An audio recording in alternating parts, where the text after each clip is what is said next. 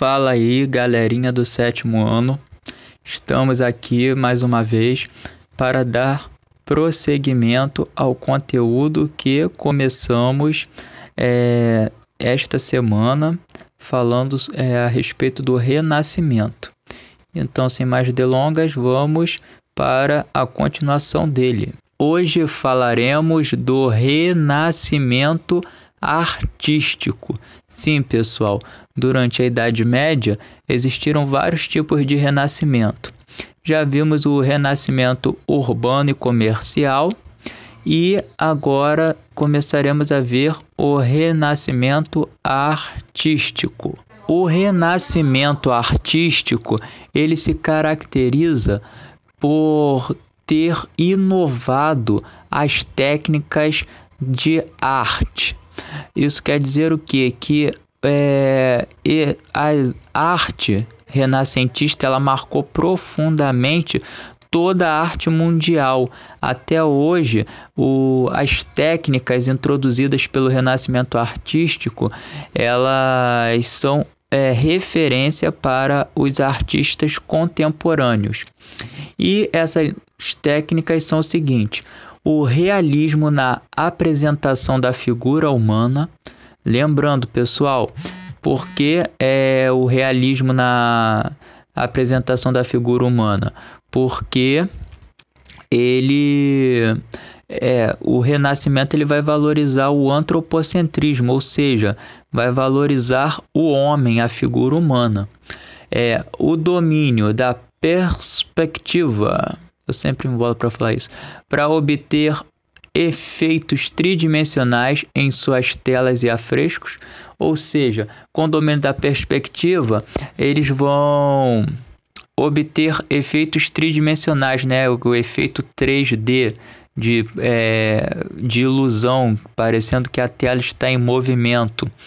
Artistas e cientistas italianos eram financiados por comerciantes, banqueiros, príncipes e até papas. Eles eram chamados de mecenas. Quem eram os mecenas? O papa ele não era um mecena, tá, gente? Mas comerciantes, banqueiros, príncipes vão ser os burgueses, né? Esses burgueses eles irão financiar obras artísticas e por isso eles serão chamados de mecenas. E vale um adentro aqui. Quando se tem o realismo, né, uma das técnicas é o realismo, é porque antes se pintava figuras humanas, durante a Idade Média se pintava, mas vai haver uma questão, pessoal, eles não valorizavam tanto o humano dentro dessa figura. O homem ele era pintado de qualquer maneira, sem perspectiva, sem realismo, sem nada. O interessante era fazer a figura para exaltar Deus, o nome de Deus, o nome dos santos, de Jesus, entendeu? A arte estava ligada principalmente à Igreja Católica, ao cristianismo antes do Renascimento. Então, essas pessoas, esses artistas, né, pré-renascentistas, antes do Renascimento, ali durante a Idade Média, eles não vão se preocupar em retratar com fidelidade a figura humana. O importante para eles era estar fazendo o trabalho de Deus. E os mecenas, o financiamento da arte pelos mecenas, ele é importante porque até então só se era pintada figuras cristãs, passagens bíblicas. E quando os mecenas eles começam a financiar o trabalho dos artistas italianos, esses artistas eles passam a pintar a mulher desse mecena. Às vezes pintavam ela até nua, porque era a ordem do mecena. Pintavam retratos dos mecenas, certo? Então, quando o mecenato passou a financiar os artistas italianos e essa arte ficou popular na Europa, aí sim, o Papa, a Igreja Católica vai chamar esses artistas renascentistas para estar pintando figuras bíblicas, para estar pintando não só as figuras bíblicas, como as passagens bíblicas. Por que, pessoal, a Igreja Católica vai terminar se rendendo à arte renascentista? Não se esqueçam que a instituição mais poderosa da Europa era a Igreja. Uma vez a Igreja sendo a instituição mais poderosa, ela não pode ficar para trás em nenhum aspecto, principalmente o aspecto artístico e cultural, que era valorizado dentro do clero desde o início da Idade Média. Tudo bem? Aí, pessoal, nós temos essa figura. Essa figura é um exemplo de valorização da estética humana.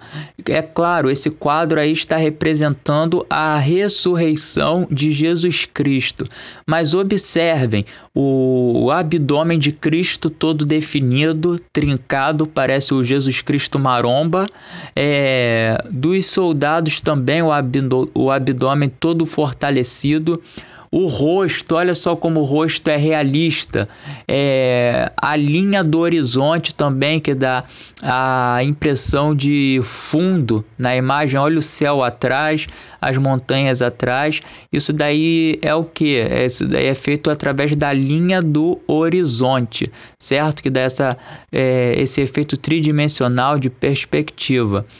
E esse quadro ele foi pintado por um renascentista chamado Piero della Francesca. E o nome desse quadro é Ressurreição. Claro, eu já falei no início, é a ressurreição de Cristo, então nada mais justo que ele ser chamado de ressurreição. Mas eu quero que vocês observem isso. A realidade, né, o antropocentrismo dentro desse quadro. Por mais que ele represente uma passagem bíblica, ele está representando os seres humanos da forma mais fiel possível, valorizando a estética humana, o corpo humano, assim como a arte grega e romana valorizavam. Não se esquecendo que o Renascimento ele é a volta da pesquisa da cultura grega e romana, certo?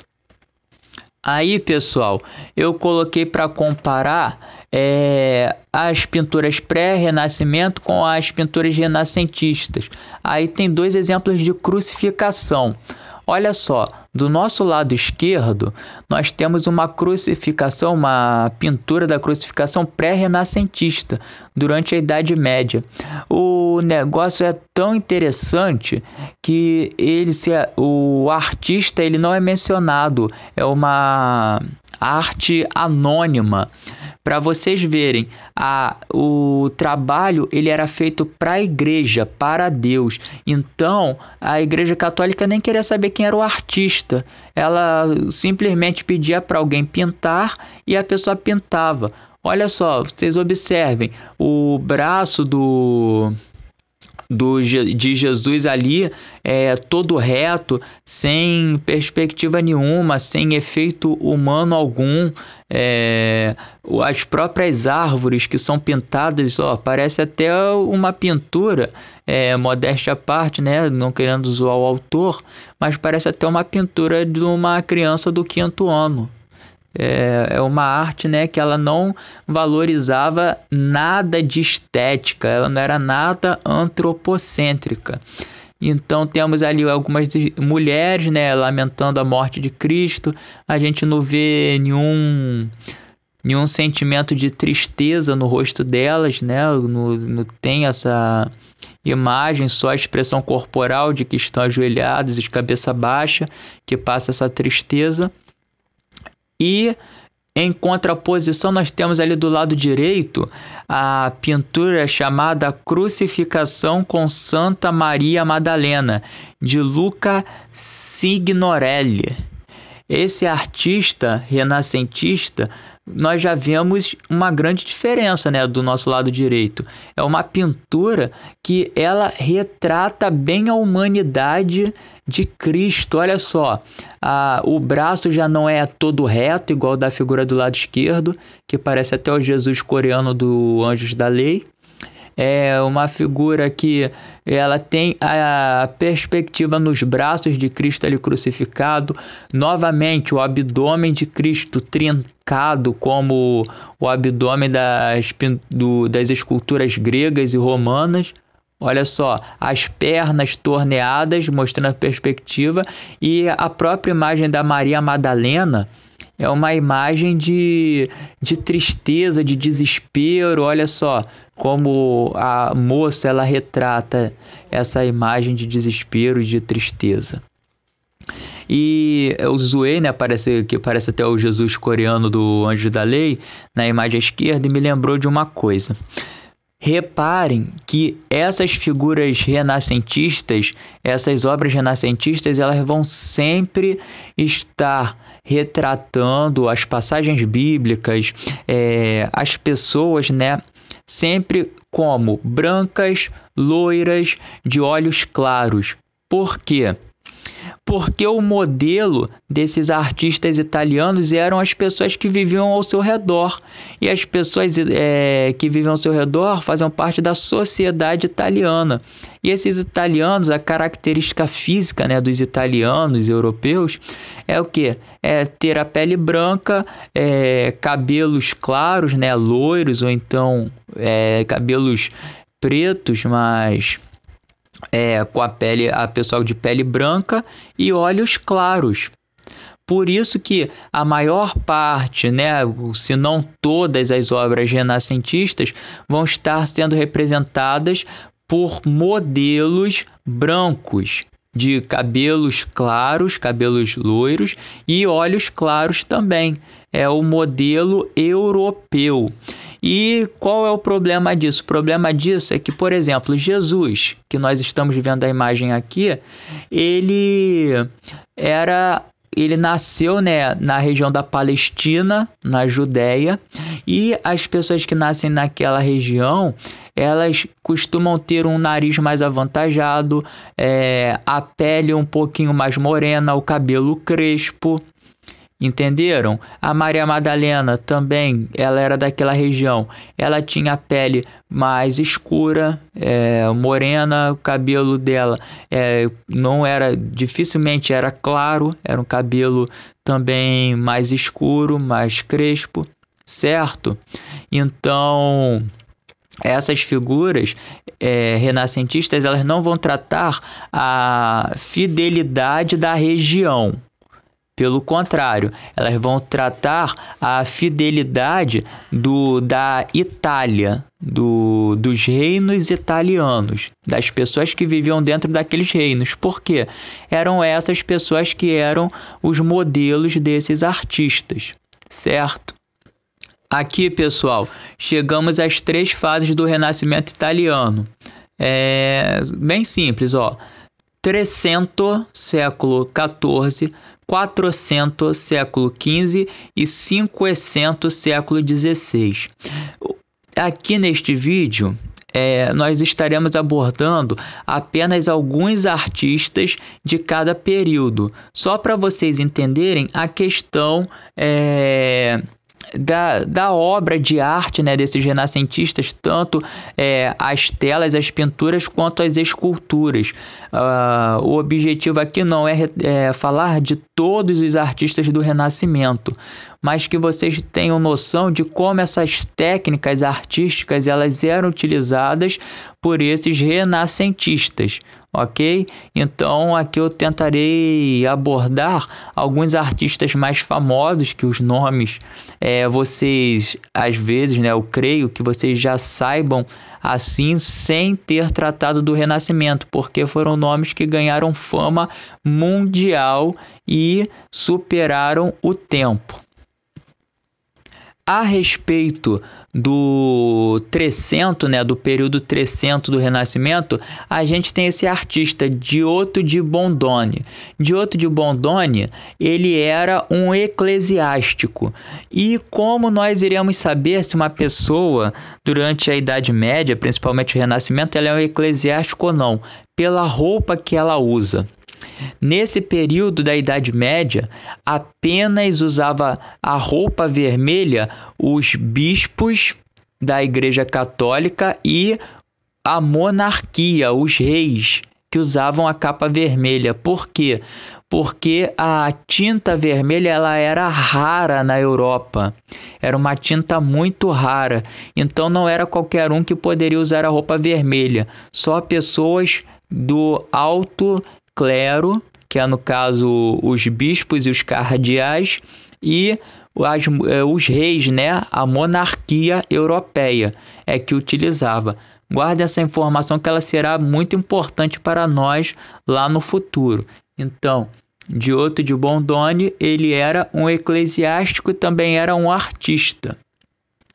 Sendo assim, Giotto de Bondone, ele pintou São Francisco dá seu manto a um pobre. É uma pintura do Trecento, olha só. Nela a gente ainda não vê toda aquela estética renascentista que nós abordamos nas primeiras imagens, mas já dá para se perceber ali a linha do horizonte, né? O plano de fundo, que dá essa dimensão de que o castelo, né, a igreja lá, as montanhas estão mais distantes, e São Francisco está dando o pano a uma pessoa pobre. E como esse artista ele era da igreja, né, ele nada mais justo do que ele estar pintando uma passagem bíblica. Isso lembra o que, pessoal? Isso lembra o que nós falamos no primeiro vídeo, de que esses humanistas eles não vão ser ateus. Por mais que dentro do humanismo haja críticas à igreja, esses humanistas eles vão estar tentando, na verdade, reinterpretar as figuras bíblicas, reinterpretar as passagens bíblicas à luz das figuras clássicas gregas e romanas, ou seja, através dos estudiosos gregos e romanos. Já no 400, a gente vê se destacando um pintor chamado Botticelli. Então, Botticelli ele se destaca ali no 400. E aí nós temos mais uma vez a comparação entre a arte, a pintura pré-renascimento e a pintura renascentista. Aí do lado esquerdo nós temos uma pintura pré-renascentista, que é a Virgem e Cristo. Aí vocês podem observar que a Maria, né, a Virgem Maria, ela é colocada sem também efeito de dimensão algum. Uma mão mais em cima, outra mão mais embaixo, sem estar alinhado com o corpo todo torto.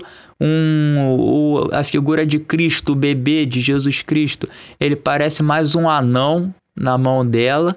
Olha, o rosto bem velho, né, de uma pessoa mais velha, e a pintura ela parece um anãozinho mesmo, né, bem pequenininho.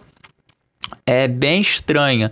Mas por quê? Mais uma vez, reforçando, porque a intenção do artista pré-renascentista não era estar fazendo destaque do corpo humano, ele estava fazendo a obra de Deus. Então, para a igreja, o importante era ele pintar aquela figura bíblica, não era ele estar trazendo a realidade sobre aquela imagem.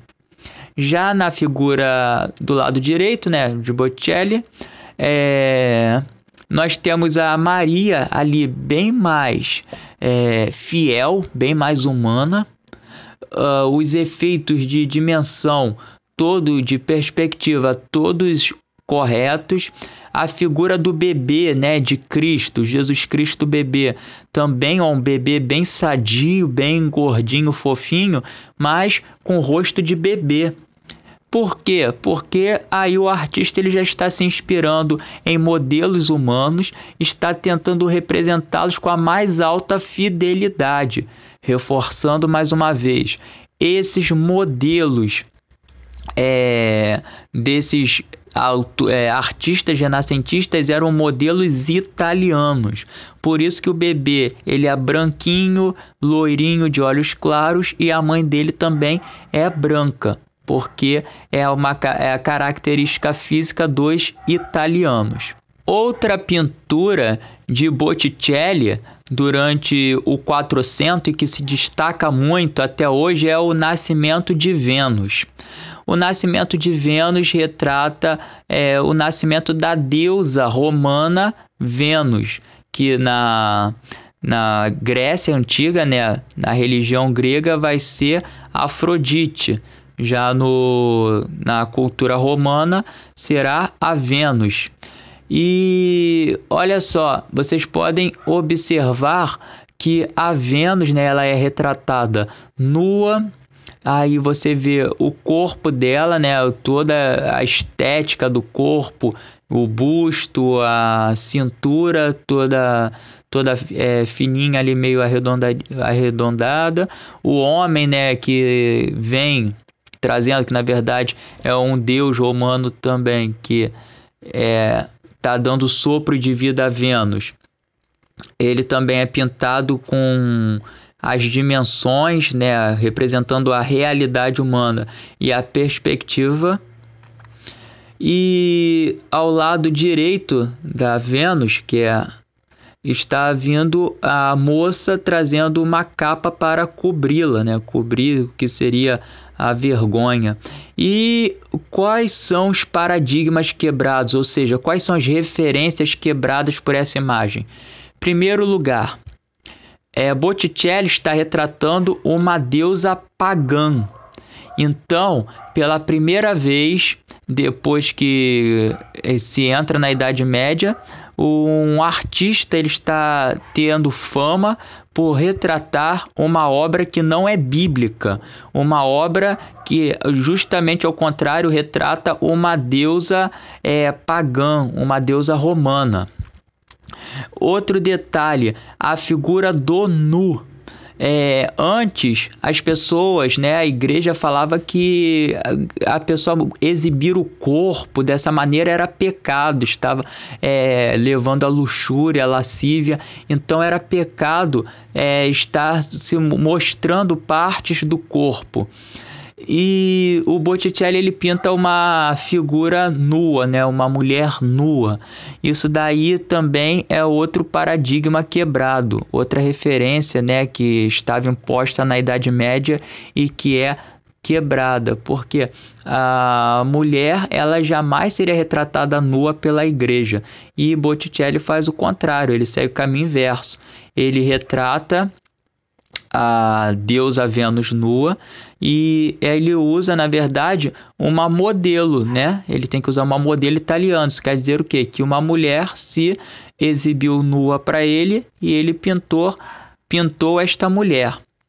Mas esta obra, ela ficou mas tão famosa que a igreja ela não vai fazer uma crítica direta a essa obra. O que a igreja irá fazer?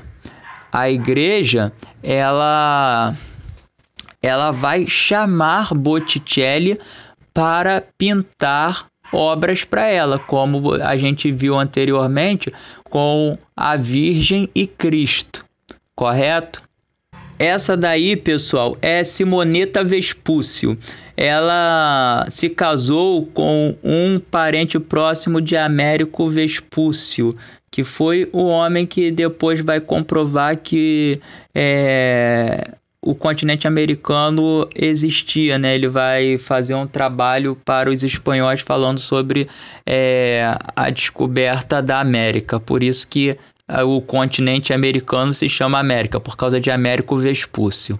Mas Simonetta de Vespúcio, ela foi a modelo de Botticelli no quadro Nascimento de Vênus. E ela não foi só o modelo, mas Botticelli gostava muito de pintar Simonetta de Vespúcio, né? Era uma modelo preferida de Botticelli.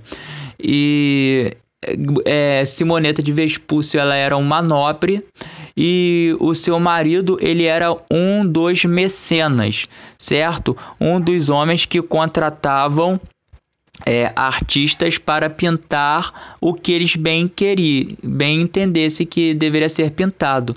Então, Provavelmente, né, o marido de Simonetta de Vespúcio, ele contratou o Botticelli para pintá-la de várias maneiras.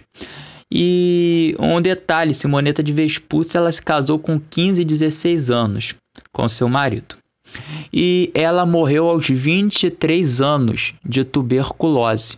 E quando ela morreu, o Botticelli ainda não havia terminado de pintar o Nascimento de Vênus. Ele só termina de pintar o Nascimento de Vênus 10 anos depois.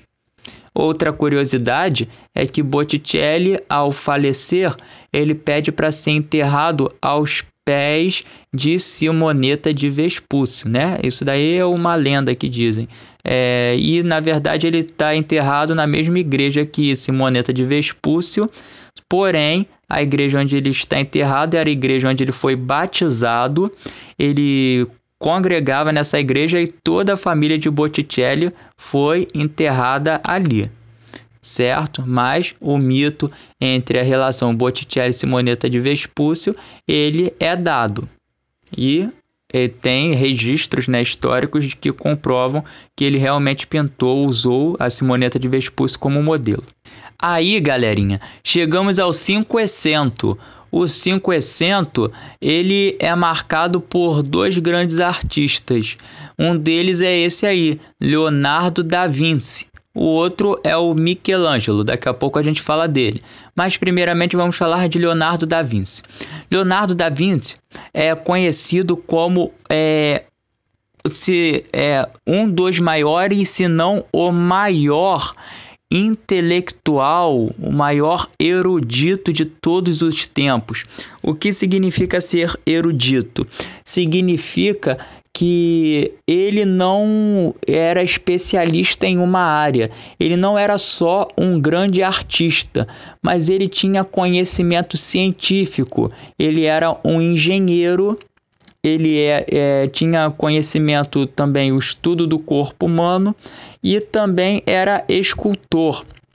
Um erudito é uma pessoa que ela tem conhecimento em várias áreas diferentes. E Leonardo da Vinci era assim. Ele era um grande artista, um grande pintor. Ele era engenheiro, tinha habilidade de engenharia e também fazia estudos a respeito do corpo humano. Na arte, a principal obra, né, pintada por Leonardo da Vinci é a Mona Lisa. A Mona Lisa que se encontra hoje no Museu do Louvre, na França. Observem o efeito tridimensional, o pano de fundo, né, da Mona Lisa, a realidade, a maneira como ela é pintada, o rosto, né, mostrando a fidelidade do corpo humano, as mãos, o busto. Então, é a principal obra e ela tem um efeito tridimensional tão grande que dizem que quem vê essa obra ao vivo diz que a Mona Lisa, os olhos da Mona Lisa parecem acompanhar os passos da pessoa. Parece que ela olha para a pessoa o tempo todo, observa a pessoa o tempo todo. Esse quadro também é interessante, ele tem uma historinha por detrás dele, né? Porque a versão oficial diz que Leonardo da Vinci ele usou uma modelo camponesa para retratar a Mona Lisa. Então era uma mulher camponesa e ele a usou para pintar esse quadro. Outra versão, né, mais um mito, diz que na verdade a Mona Lisa é um quadro pintado por Leonardo da Vinci retratando a figura dele caso ele fosse uma mulher. Então é mais uma fofoca histórica aí para vocês. Mas a Mona Lisa está trazendo, né, essa figura da pessoa, da realidade. E ela se destacou muito, é a referência, a grande referência do Renascimento. Pessoal, assim como o Botticelli, o Leonardo da Vinci, ele foi sugado pela Igreja Católica. A Igreja Católica, comparando com o futebol, era como se fosse o grande Real Madrid, Barcelona daquele tempo. Surgiu uma figura, um talento novo, então vai ser sugado para o meu time. Então a Igreja Católica, ela sugava esses grandes artistas. Botticelli, ele foi contratado pela Igreja Católica, e Leonardo da Vinci também. E aí está a principal obra pintada por Leonardo da Vinci para a Igreja Católica, o quadro A Última Ceia. Esse quadro é muito famoso, até hoje ele é famoso, porque se você chegar na casa de uma pessoa que ela é católica, geralmente esse quadro está pendurado na parede, ou em alguma parte da casa existe este quadro chamado A Última Ceia. Nesse quadro a gente vê Jesus no centro da imagem e ao lado dele, né, estão os discípulos. Leonardo da Vinci quis pintar o momento em que Jesus falava que ele iria ser traído, que iria passar pela morte, e os discípulos estão ali perto dele, né, assustados, pasmos, falando: quem irá trair o mestre, quem irá trair o mestre. Então é esta passagem bíblica que Da Vinci pinta no quadro A Última Ceia. Mas observe, mais uma vez, o antropocentrismo, a realidade, né, da figura humana, a perspectiva, o pano de fundo ali, a linha do horizonte, que traz os discípulos e Jesus em primeiro plano, e lá ao fundo está a janela, né, como se fosse a janela da casa, a porta. Olha só, o teto também, que é pintado com fidelidade. Aí você vê o espaçamento entre tetos e paredes. Isso daí é a linha do horizonte, o ponto de fuga. O ponto de fuga também é trabalhado nessa obra artística. Então, bem interessante. Mais uma vez, reforçando aquilo que falamos antes, são modelos italianos. Isso não quer dizer que Jesus era branco e que os discípulos eram brancos e loiros dessa maneira. Isso daí são modelos italianos que foram usados por Leonardo da Vinci. Provavelmente o corpo, né, a figura humana dos discípulos e de Jesus não era desta maneira, não eram pessoas com cabelos claros, lisos, né, brancas, porque a região onde elas viviam não permitia essas características físicas, não são características físicas do povo que vive na região da Palestina. E aqui nós temos mais um quadro pintado por Leonardo da Vinci, Salvator Mundi. Esse quadro é para reforçar essa ideia do modelo italiano, desse modelo que nós temos a imagem dele até hoje em nossas cabeças, do Jesus branco, loiro, de cabelos longos, né, olhos claros. Isso daí foi um modelo trazido por Leonardo da Vinci.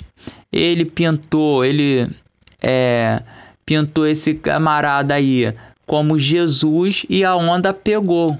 Ele gostava desse modelo para representar Jesus.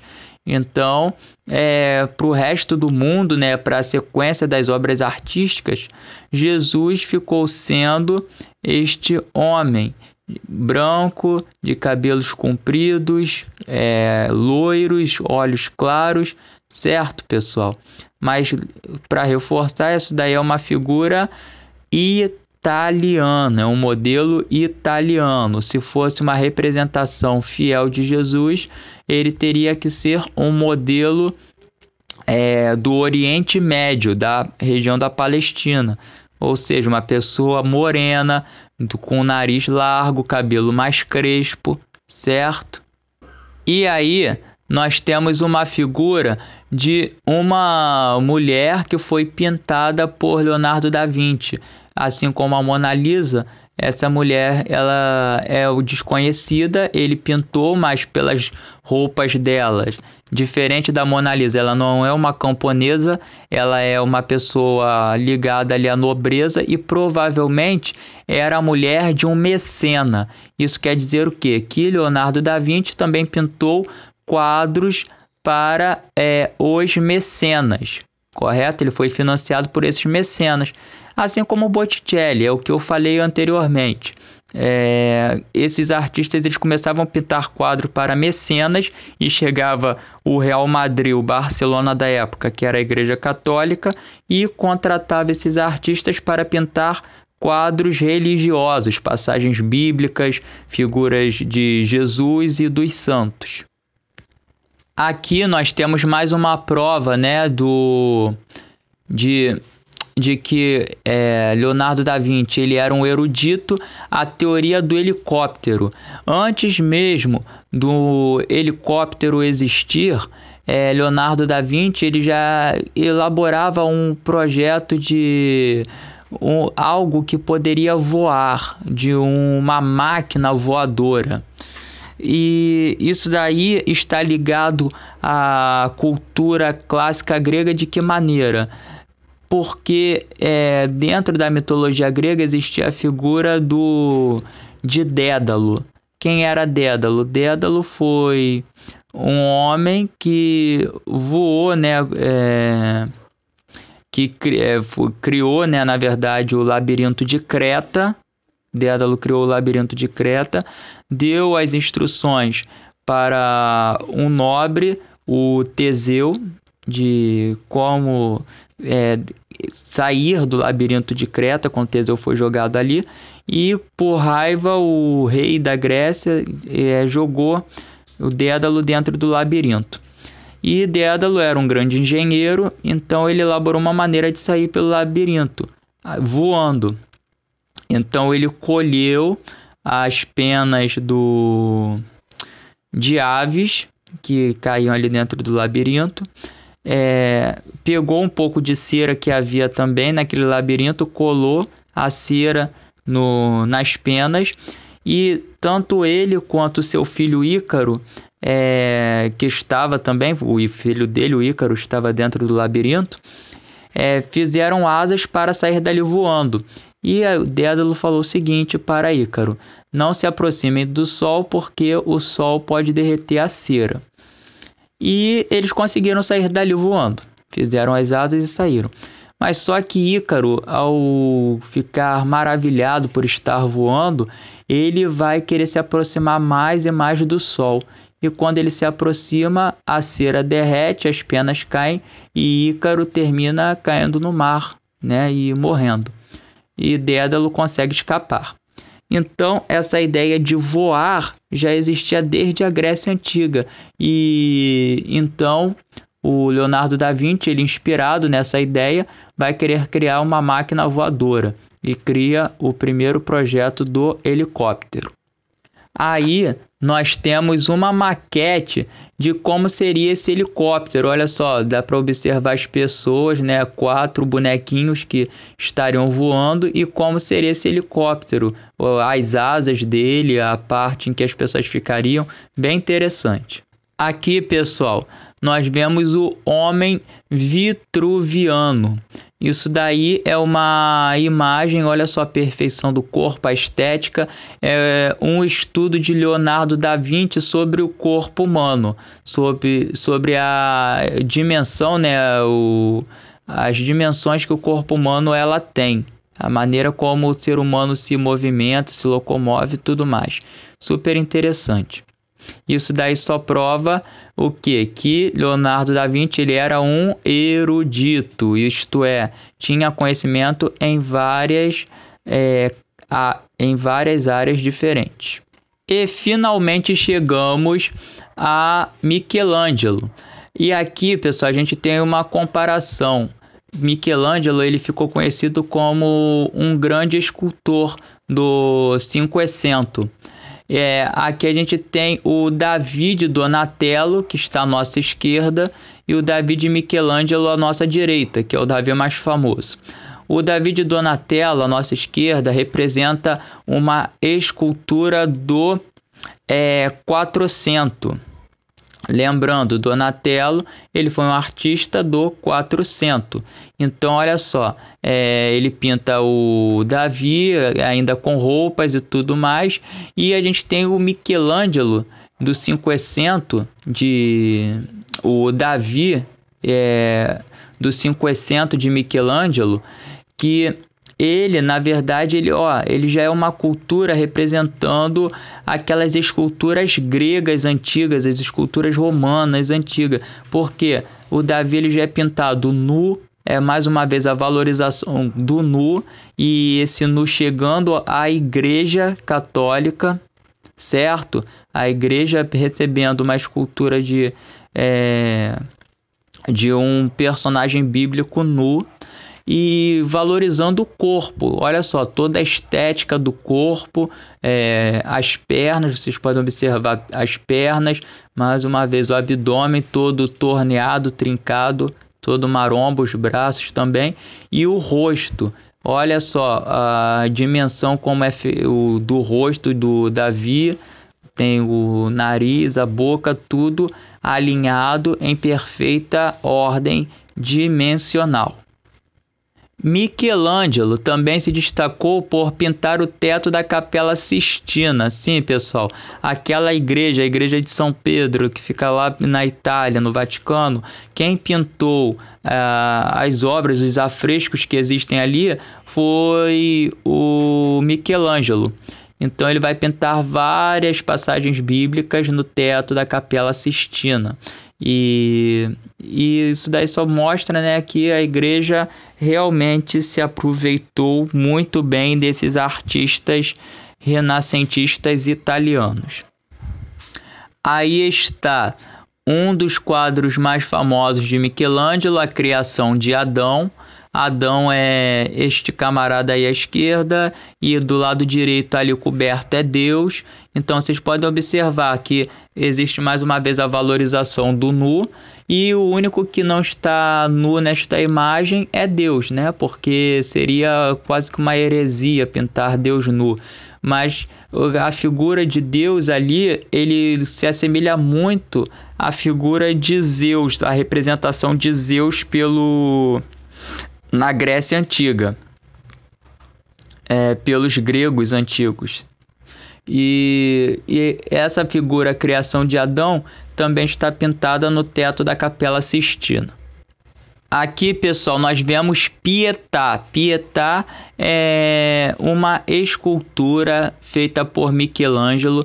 Essa escultura mostra a Virgem Maria segurando o corpo de Jesus após ele ser retirado da cruz.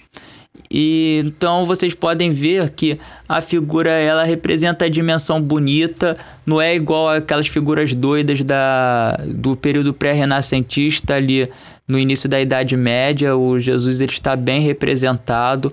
Olha só as pernas, os braços, o braço caído, a figura da tristeza de Maria, né? O semblante de Maria mais triste.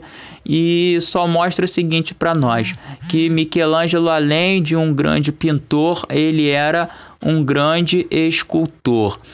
Assim, pessoal, nós chegamos ao fim da nossa videoaula. Falamos um pouquinho de alguns artistas renascentistas. Iremos ver outros ao longo do nosso curso, mas para essa videoaula o importante foi ver esses artistas e valorizar algumas características do renascimento artístico. Lembrando, a principal delas é o realismo na apresentação da figura humana, o domínio da perspectiva para obter efeitos tridimensionais em suas telas, e o financiamento desses artistas por mecenas. É isso aí, pessoal. Valeu, até a próxima. Tchau, tchau.